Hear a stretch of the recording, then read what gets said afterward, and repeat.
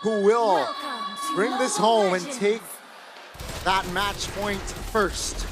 Alter Ego this time around, though, will be on the blue side, so let's see what they will bring to the table. Interesting draft, obviously. There has been talks about the Ling by the panelists, but the Khalid ended up showing for Alter Ego alongside the Claude. The Claude makes sense because you kind of want to have a dive towards the backline, especially the Farsa. The Khalid facilitates that as well. But I think the Khalid is even more better against the Granger. You just jump into the Granger and the Granger ends you, especially with the low mobility. But Edok, Uh-oh, very low. Still able to get out, though. Revitalized pop, that's info. And that's going to be Rin jumping towards the mid. Doesn't really find the right connection there with the quad shadow, so he does not pursue more. against the Granger. Oh no! Oh no! Perfectly timed flicker, though. Toy has to recall. So Sujin now, level 3 still, is able to force Hijime to pop his flicker. That's going to be the recovery, though. Reinforcements. Dreams claims a first blood. No level 4 for the Lucas versus Tsujin. So no Sacred Beast form. No Jinchuruki or QB, but Dyren will be okay. If we're talking about the lane, Dyren against Nino, that's a flicker from Arfi. A bit far, but back to the emblems we go. Brave Smite for both XP laners for more sustainability.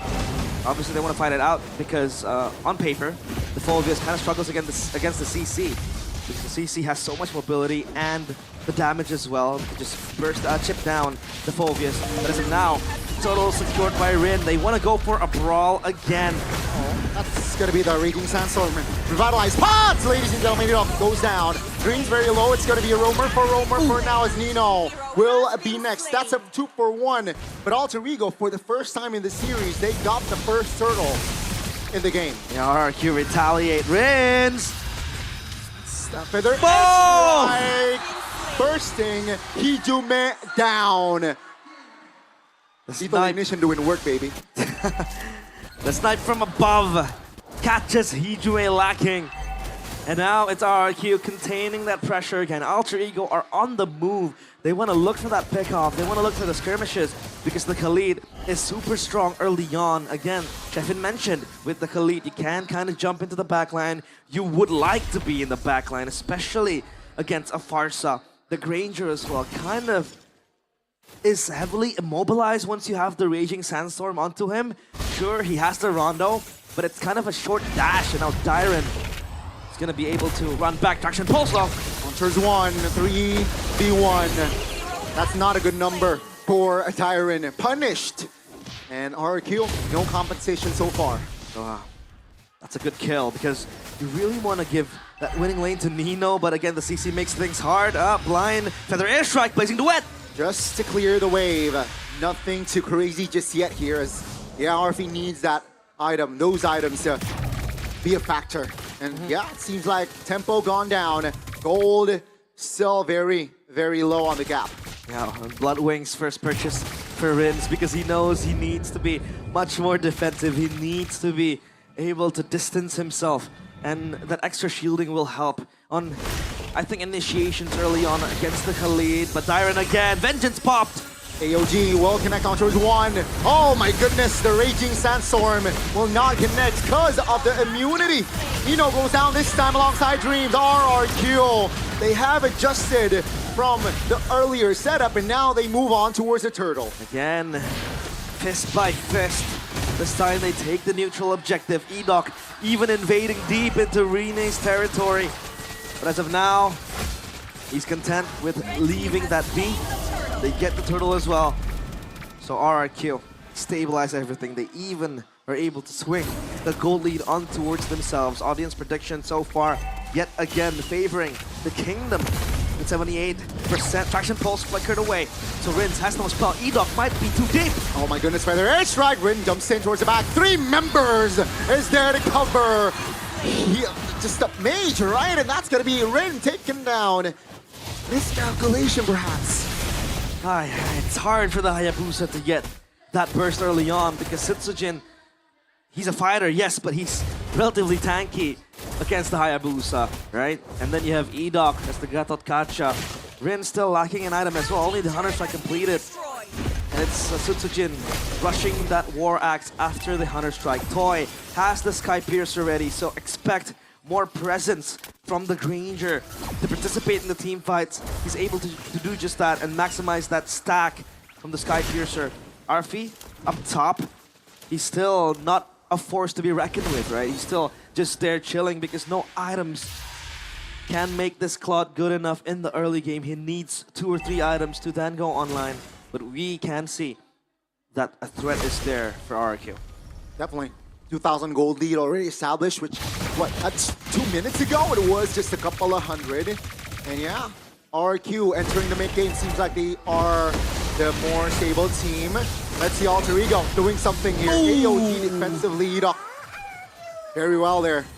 Get out of that threat. Another plus point of the Gotcha, right? You can kind of commit into a skirmish. You can kind of throw away your body, but you have the AOG to safely land back to a safer spot, to a better place.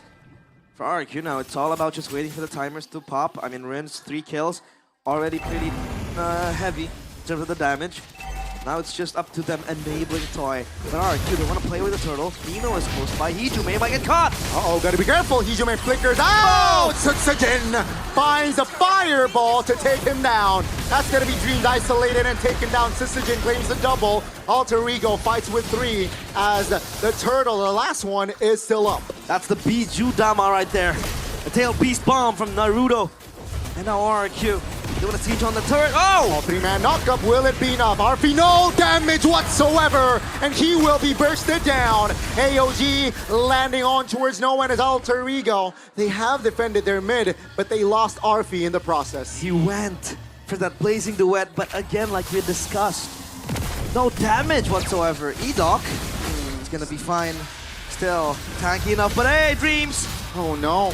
Flicker's out of danger. Rin actually stole the turtle, but he will be traded back. Edok gets taken out, so that's a roam for a jungler, but RRQ, they have secured their own turtle. RRQ with a marginal lead. 3.6k, even 3.7k now. They will try to secure topside push, and now it's Arfi only looking to farm up. I think Alter Ego are trying to force the fights way too much. Arfi isn't even online yet. They can only play with the Kimi plus the Hayabusa. But then again, the Hayabusa doesn't seem to have that damage needed to burst down. Oh, Dreams. Sandstorm defensively, but Shadow Kill. Oh, no threat whatsoever with that Shadow Kill. Sutsujin move forward and Stolen from above. That retribution very clutch. Sutsujin got it.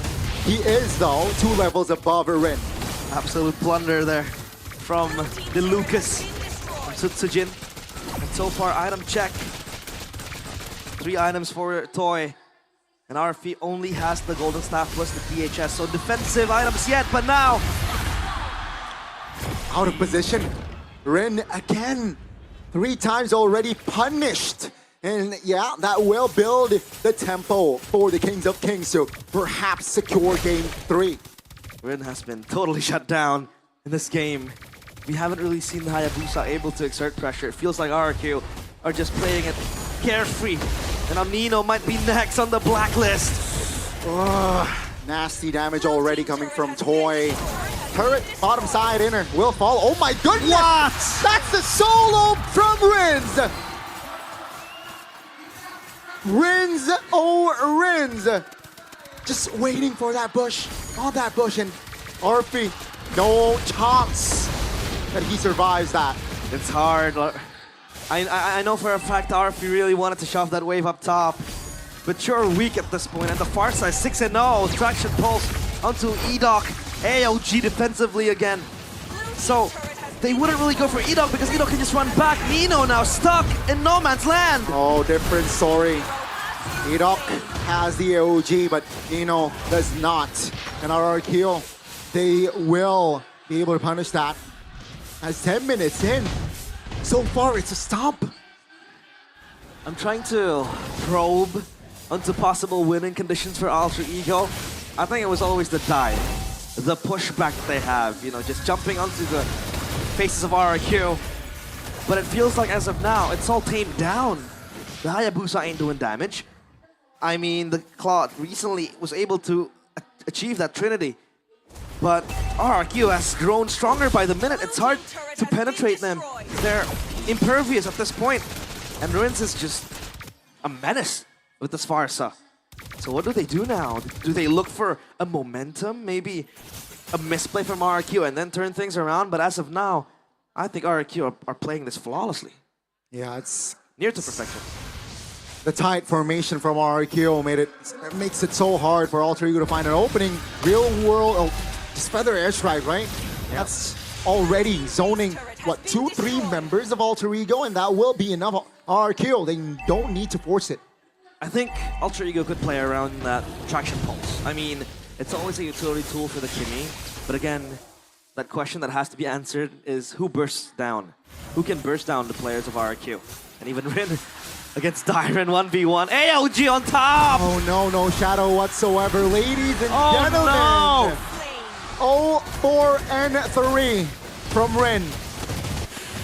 Ay, Shuriken's broken.